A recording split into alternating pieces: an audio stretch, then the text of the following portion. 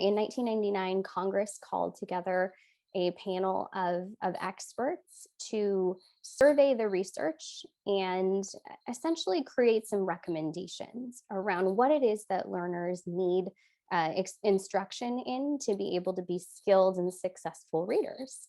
This national reading panel surveyed over 100,000 research studies, so it was a really kind of the breadth of the research that was considered was really extensive.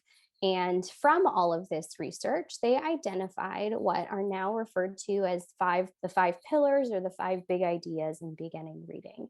And these are intended to really serve as the foundation or the backbone for any instruction that we're providing in reading.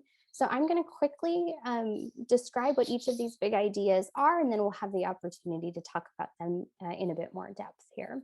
So the first big idea is that learners need to develop skills in something called phonemic awareness.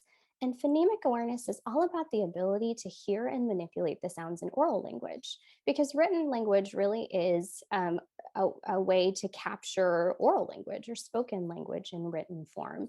And so in the English alphabetic system, where letters are meant to represent sounds and the words that we write on the paper represent orally spoken words, readers need to understand that sound structure of oral language to be able to be successful with word reading tasks.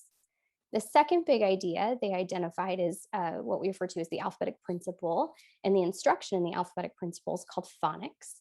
And this is really all about being able to map the sounds that we're producing to the visual representation or the letters on the page. So it's instruction that letters represent sounds, and we put those letter sounds together to create words.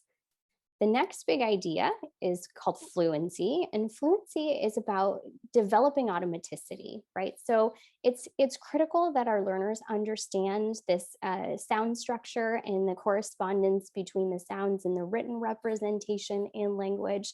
But students have to eventually be able to do this with enough automaticity that they don't have to think about it as they're doing it, right? If we think about ourselves as skillful adult learners, if we were to sound out every word on every page that we ever encounter, that would make it really difficult for us to really attend to what it's about, what the meaning of that passage is. And so learners that have extensive opportunities to practice their phonics and phonemic awareness skills are going to get to a point of automaticity where they don't have to think about what their brains are doing anymore, and that's fluency. And then finally, we have vocabulary and comprehension. Vocabulary is all about the language that students are going to encounter in reading and in academic tasks.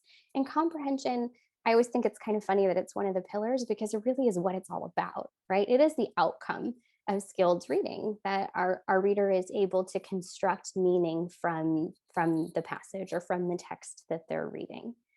Across all these five big ideas, the National Reading Panel emphasized the importance of explicit and systematic instruction.